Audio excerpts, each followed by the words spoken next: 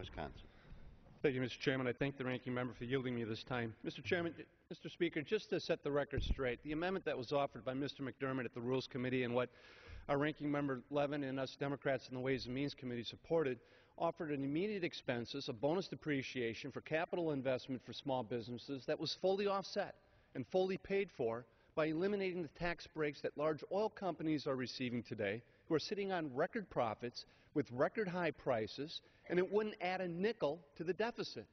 And that's why I adamantly oppose the underlying bill before us today. It's the here we go again syndrome around here. How deep are we going to create this hole? A $46 billion tax cut that's not offset, that's not paid for, will go straight to deficit reduction, close to half of it going to millionaires, and an average tax savings of over $58,000 is not the way to get this economy out of the hole that it's in. In fact, the Joint Committee on Taxation, the Congressional Budget Office, when they analyzed the Republican said this is probably the worst bang for the buck that we can invest in the economy to create the jobs that we need today.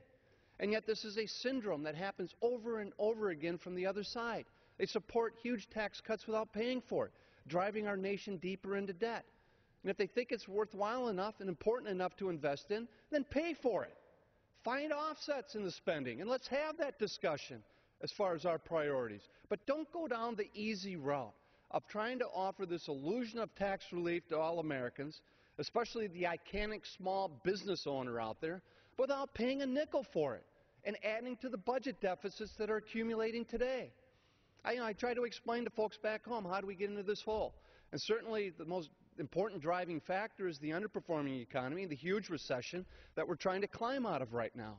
But you also look back in previous policies not so long ago supported by the other side. 2 huge tax cuts that weren't paid for, 2 wars that weren't paid for, the largest expansion of entitlement spending, the prescription drug bill, that wasn't paid for, and it's little wonder we're facing huge deficits.